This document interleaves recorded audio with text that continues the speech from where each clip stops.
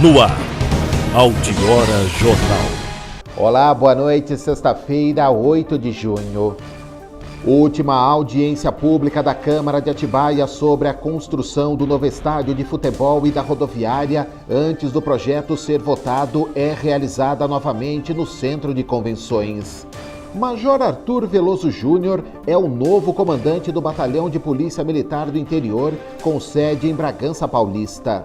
Mais de 60% dos brasileiros devem ir às compras devido ao Dia dos Namorados, projeta a pesquisa do SPC Brasil e da CNDL. Veja também os pontos de Bragança Paulista que passarão pelo desligamento programado de energia elétrica. A previsão do tempo para Atibaia, Bragança Paulista e Extrema. Tradicional festa do Bonodori da colônia japonesa em Atibaia acontece neste sábado e no domingo. E em busca da reabilitação, o Bragantino vai ao Mato Grosso enfrentar o Cuiabá pelo Campeonato Brasileiro da Série C. Essas e outras informações você confere a partir de agora no Altiora Jornal.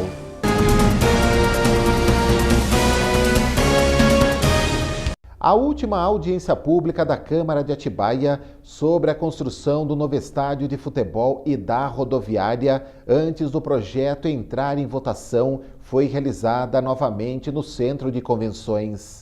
No dia 18 de abril, aconteceu a primeira audiência feita pela Prefeitura. A Câmara recebeu no dia 8 de maio o projeto protocolado pelo prefeito Saulo Pedroso de Souza. Desta vez, a Casa promoveu a segunda edição dia 4 de junho e a população compareceu para discutir o projeto de lei número 25/2018, que autoriza o Poder Executivo a alienar por permuta áreas de terras no bairro do Alvinópolis, viabilizando a construção de um novo estádio de futebol. A audiência foi coordenada pelo vereador Michel Carneiro, presidente da Comissão Permanente de Constituição, Justiça e Redação. Será trocado o campo do Alvinópolis com a empresa THS Oliveira, vencedora da licitação, que realizará a obra em imóvel na Praça Coimbra, ao lado da rodoviária. A alienação depende de autorização legislativa. O projeto foi novamente apresentado pelo prefeito.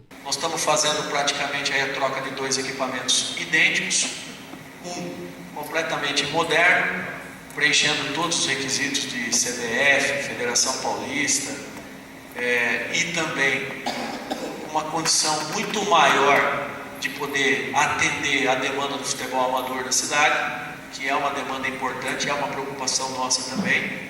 Afinal de contas, esse equipamento será um equipamento público, de controle, gestão, autonomia total da Prefeitura, com uma capacidade de público muito maior, uma estrutura moderna, uma acessibilidade, com um custo de manutenção muito menor do que o equipamento que nós temos hoje, sem a necessidade de fazer nenhum tipo de investimento para adaptação, vai nascer pronto, apto a receber jogos, inclusive, da Federação Paulista, o Campeonato Paulista, por exemplo, onde, consequentemente, nós vamos ter a oportunidade de atender o clube da nossa cidade, que acabou de ter acesso à segunda divisão do futebol paulista.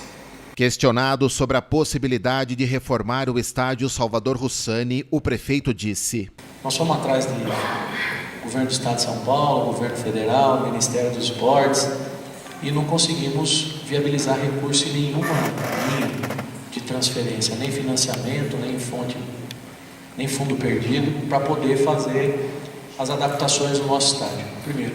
Segundo, não faz sentido nenhum a administração sacrificar 6 milhões de reais no orçamento para poder fazer a adequação do estádio. Por mais importante que seja, quando você concorre outros temas na distribuição do orçamento, como saúde, segurança, educação, por exemplo, essas pastas, na concorrência com esse tema, sempre terão prioridades. Portanto, não restou outra alternativa para nós, e essa definição de fazer permuta não foi uma definição de largada, tanto que nós publicamos um decreto há 1 ano atrás, e o decreto não foi restrito à cidade, o decreto ele é público, qualquer empresa do país poderia ter se manifestado, apresentando a viabilidade um negócio econômico que fosse viável e que não tivesse custo para a prefeitura. E aí nós chegamos a essa modelagem, discutindo isso com as propostas que foram apresentadas. Estamos ganhando uma rodoviária e ainda tem 2.156 metros quadrados que estão incorporando o patrimônio da prefeitura. Sobre a pista de atletismo do velho estádio, que não será construída no novo, Saulo afirmou. Tem 2 áreas da prefeitura que hoje estão disponíveis para viabilizar a pista do atletismo. Uma delas é ao lado da piscina do Elefantão, que inicialmente eles disseram para nós, sem se aprofundar muito, né, uma coisa que os técnicos da prefeitura vão ter que avaliar depois, o espaço não resolve, e tem uma área grande da prefeitura ao lado do Nova Atibaia. É uma área institucional, que ela é resultado da aprovação ali do loteamento do Nova Atibaia, que está disponível para viabilizar equipamento em qualquer área, né, da prefeitura, a área da saúde, segurança, esporte. A partir do momento que sacramentar esse processo, no paralelo, nós vamos ter que organizar para fazer a entrega da pista no mesmo momento que entregar o estádio, que é o período, que é o momento onde a empresa toma posse do estádio de Alvinópolis, e aí eles deixam de poder utilizar aquele equipamento, né? Então, nós precisamos ter uma pista disponível, não só para o atletismo, mas para o pessoal poder fazer caminhada. A área onde serão construídos os equipamentos públicos, por estar perto do rio Atibaia, a preocupação de alguns munícipes foi quanto à possibilidade de enchentes. A prefeitura garante que o terreno não corre o risco. Nós tomamos cuidado na implantação de utilizar o limite da área de ocupação do loteamento, que é viável. Inclusive, essa área remanescente e toda essa movimentação de terra que aconteceu foi aprovada, passou pela aprovação dos órgãos técnicos da prefeitura, ela é passível de ser utilizada, né? Então, a ocupação foi analisada criteriosamente, o limite de ocupação dessa área aqui, tanto pela Secretaria de Obras, Secretaria de Mobilidade e Planejamento Urbano, a Coordenadoria do Meio Ambiente, analisando justamente por esse aspecto, se não existir o risco de causar qualquer tipo de ser objeto de qualquer tipo de problema no futuro. O coordenador especial de meio ambiente da prefeitura, Daniel Borg, afirmou que a área não é de enchente. Porque a lei municipal pede para que tome-se providência quanto possíveis alagamentos. Então, esta área ela não é suscetível a enchente. Ela é suscetível à drenagem. A drenagem desse bairro era deficiente, então havia lá um cúmulo de água. O terreno ali era uma forma de bacia, né? E essa tubulação, essa drenagem era afogada, assim sucedia então um acúmulo de água constante naquela região. A onda de maior cheia que espraia do rio Atibaia é a cota 739. Esse terreno, na cota primitiva, se vocês ignorarem o projeto de terraplanagem, ele está na 741. Né? Hoje, aterrado aí, ele está na 742. Então, a lei municipal pede para que faça estudo hidrológico para espraiamento das águas, estudo hidrológico para retenção das águas de acordo com a ocupação do terreno. No final desse talude, se vocês passarem por lá, está sendo construído uma estrutura física que acumula água de drenagem, reserva durante 1 hora e solta devagar. Tudo isso para não colaborar no processo de enchente. Outra preocupação levantada foi quanto ao barulho que o estádio pode criar em dias de jogos, sendo que a arena ficará perto de um hospital. A rodovia talvez seja a maior geradora aí de barulho, né, de impacto em relação à poluição sonora. E do lado tem uma concreteira que bate concreto na janela no dia todo, né? Então, quando eles fizeram a ampliação do prédio, isso foi dito por eles, né? Eles, de alguma maneira, fizeram para já minimizar esses dois fatores que nós entendemos que são os mais drásticos, assim, em relação ao barulho. O posicionamento da arquibancada ali não projeta som na direção do hospital, né, ele está bem distante aqui. Com base na conversa que nós fizemos com eles, ficou muito claro que isso não vai ser nenhum tipo de problema. A criação da nova rodoviária também foi discutida em como pode impactar no trânsito da cidade. Esse terminal atuando de maneira descentralizada, então tira impacto, tira essa carga de veículos que hoje transitam ali pelo centro, e o terminal urbano, o terminal do centro da cidade, passa a ser um terminal de embarque e desembarque das linhas urbanas, que hoje acontecem de maneira precária na rua Padre Francisco, ali descendo ao lado da rodoviária, um monte de lanchonetes ali, de sentido externado, aquela rua de centro, continuação daquela rua do ponto de táxi, né, descendo a rodoviária. A gente passaria a fazer o embarque e o desembarque dentro do terminal e das linhas intermunicipais, Bom Jesus, Piracaia, Terra Preta, Mariporã, Nazaré, enfim. Moradores do bairro da Alvinópolis questionaram sobre o que será feito com o terreno onde hoje está o velho estádio de futebol. Porque nós acreditamos que o zoneamento, a apreciação com base no zoneamento já é uma análise bem criteriosa em relação ao empreendimento que ele vai viabilizar depois naquele terreno, né? Se é que vai viabilizar, é uma coisa que depende muito dele, mas aí é um outro processo. O projeto está previsto para entrar na pauta de votação na sessão ordinária desta terça-feira. O Batalhão de Polícia Militar do Interior, com sede em Bragança Paulista, já tem um novo comandante. Foi publicado no Diário Oficial desta quinta-feira o Major PM Arthur Veloso Júnior como novo comandante do 34º Batalhão de Polícia Militar e assumirá o comando nos próximos dias. O 34º BPMI é responsável pelo policiamento de 16 municípios, entre eles Bragança Paulista e Atibaia. O major chega para substituir a Tenente-Coronel Soraya Alvarez, que deixou o comando recentemente. Vamos ver os pontos de Bragança Paulista que passarão por desligamento de energia.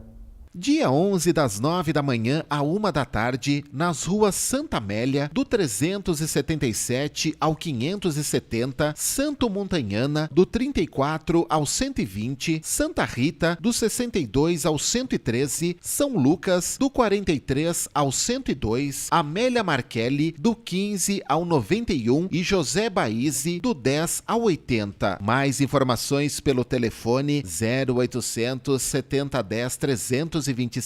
A ligação é gratuita. Mais de 60% dos brasileiros devem ir às compras devido ao Dia dos Namorados, projeta pesquisa.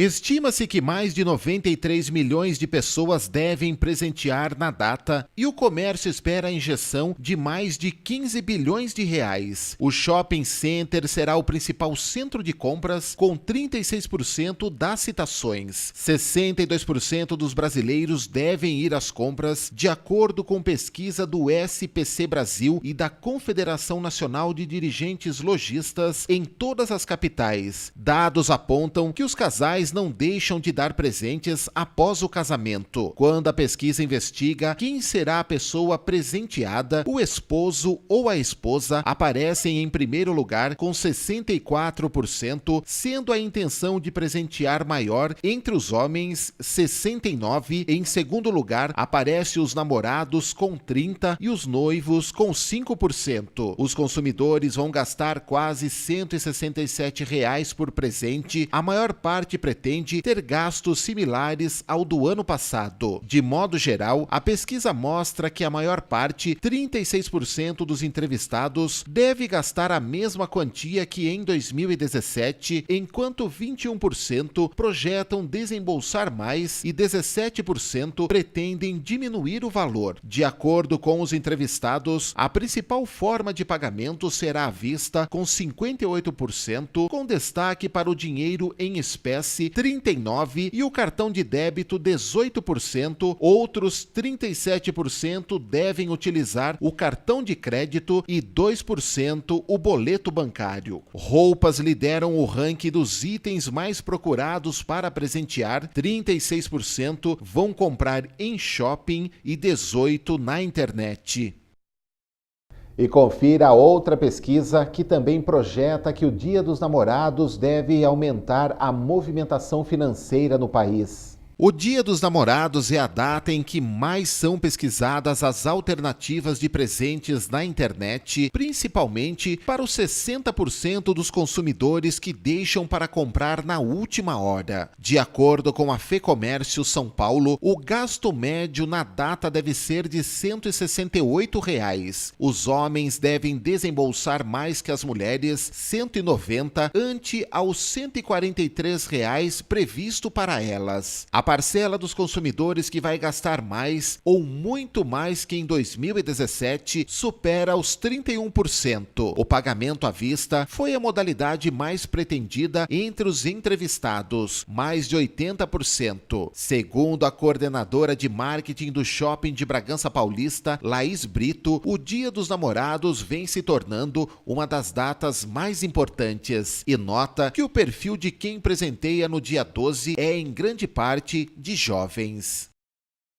Grupos e demais parceiros em Bragança Paulista estão se mobilizando e integrando a ação em prol da campanha do agasalho.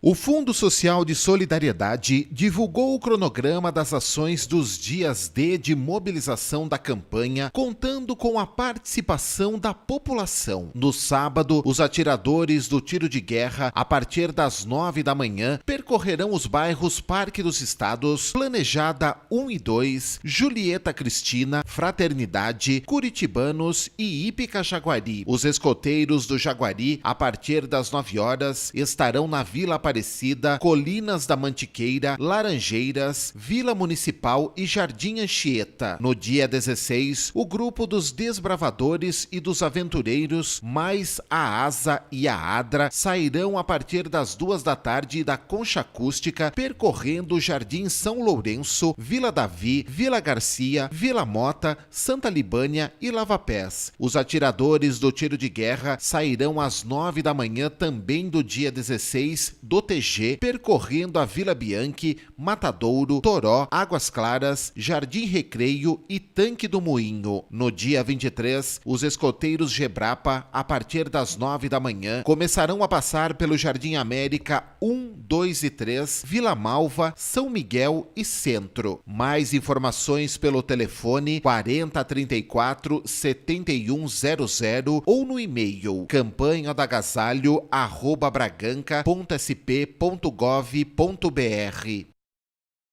O coletivo socioambiental de Bragança Paulista e a Associação Bragança Mais vão promover o simpósio Ambiente e Educação, Água Global, Problema Local.